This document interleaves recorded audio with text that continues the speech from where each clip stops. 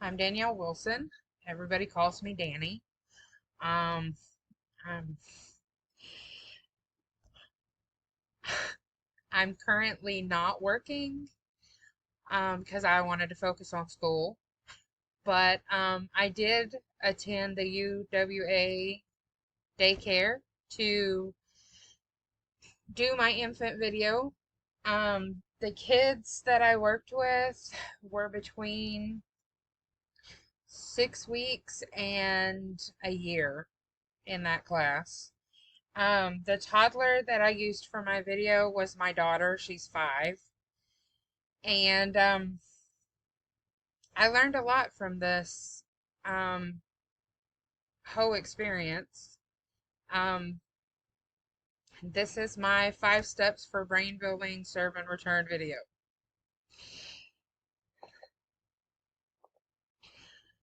Step 1 is share the focus. When a child is interested or curious, you can tell. Like when they bring you a book and they point to the pictures or they point at a toy, um, that's a serve.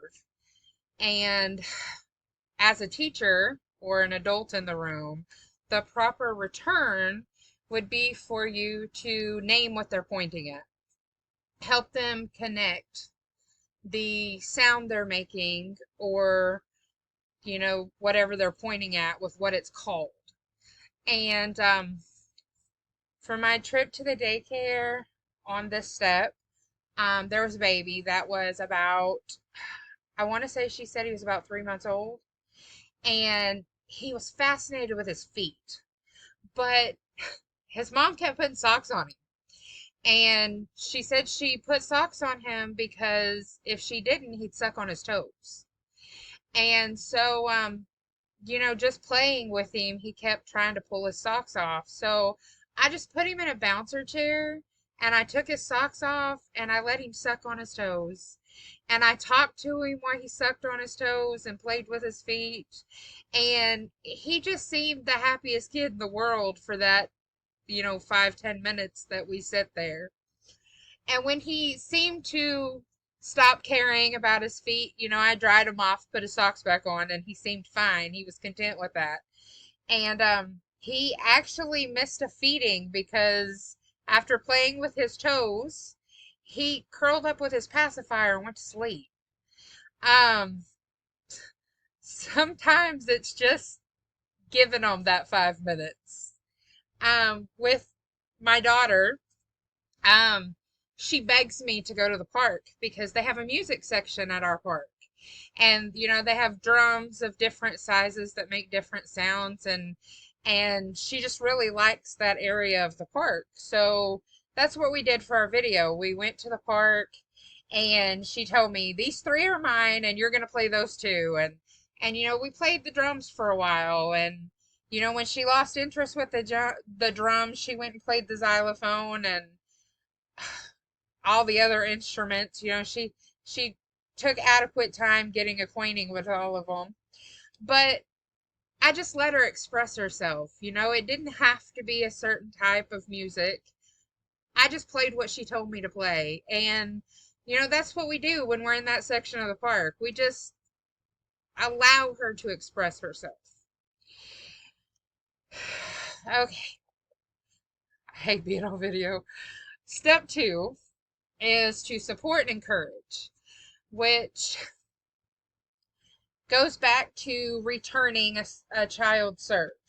You use words of encouragement, like saying thank you when they hand you something, or, when they get excited and they dance along with them. Um, Play with them. Simply saying good job when they complete a task. You know, it doesn't have to be anything major, just letting them know that they're on the right track. Um, one of the kids I played with, she had a ball, and she would roll it to people and they'd tell her no, and they'd hand it to her and kind of brush her off. So I sat on the floor and I rolled the ball back and forth with her, and she'd have sat there all day if her mom hadn't have showed up to get her. But it was 10 minutes, and while rolling the ball to her, I managed to feed another baby and put him down for a nap. So it didn't hurt to give her that 10 minutes. And every time she rolled it straight to me, and I'd tell her, "Oh, that's awesome," or "Oh, you did it." And she's just so excited for that moment. And so I really think that babies are way easier. Like, a lot of people told me that it's harder to do serve and return with the infants because they can't talk. They can't tell you what they want. But for me, I felt it was easier. Like, they are so much easier to please. Um, for my 5-year-old,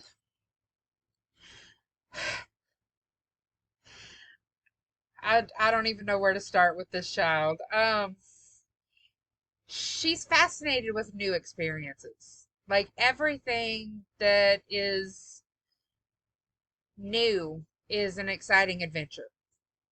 I mean, she's 5. She hadn't seen it before. She wants to go tinker with it. I'm pretty sure that's a normal attribute of a 5-year-old.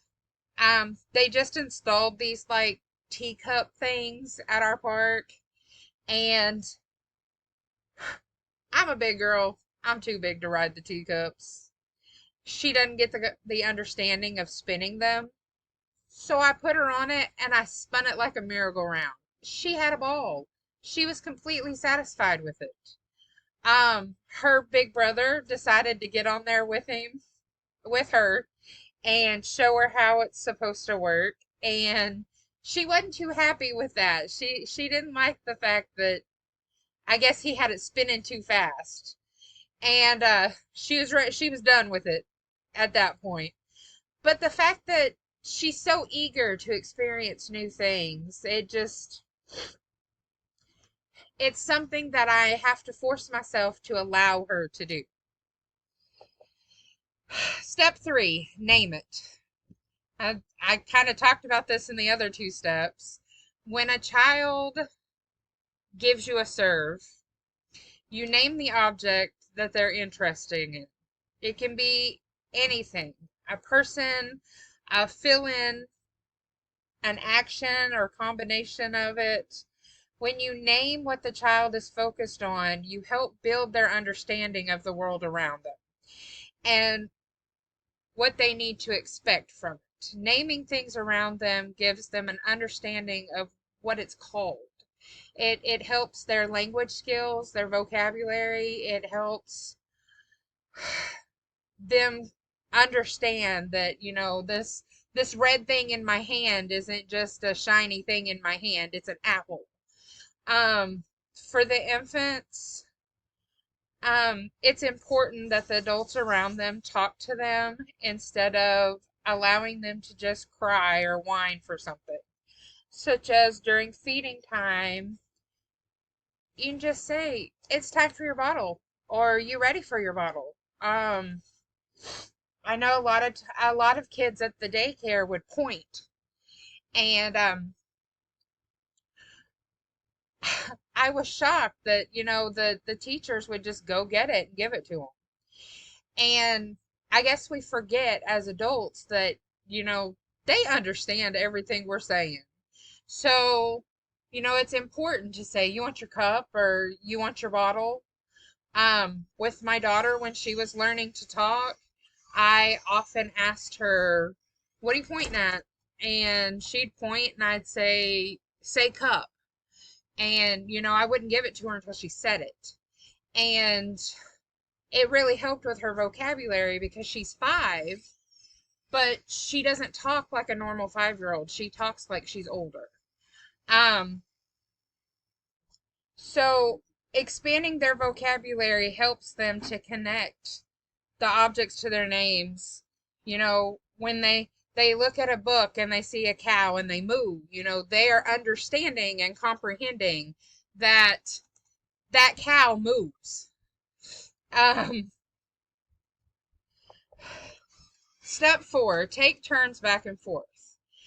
In order for serve and return to work, you have to let the child make the first step. And then you don't take over, but you have to return what they advanced. My daughter likes to do flashcards when we do her letter recognition. And when she asks me to do flashcards, I hold them up and she at least has to attempt it before I say anything. And a lot of times she'll tell me A, and then she'll name whatever animal's on the flashcard. And I think A has an armadillo on it. And infants are, kind of the same way. Before I did this project, I didn't think that back and forth really pertained to infants. But I can see how it does now. An infant can give a serve and wait for a return. And it's how we respond to their cues that makes them decide whether to give another serve. Even if it's simply crying for a bottle, that's a serve. And I didn't realize that until I did this project. So that was a cool learning experience. Step 5, practice endings and beginnings. I really didn't get this step. But the more that I worked with the kids, the more I guess I understood about it. It's probably the easiest step because it's not really hard to tell when a child has lost interest in an activity. Normally, they just put the toy down and walk away. They go find something new to play with, and you have to recognize that as this is an ending of playing with this toy and the beginning of a new toy and a new game. And all in all, I learned a lot about picking up on things. It helped my observation skills, and it really showed me that there's way more to it than what I thought.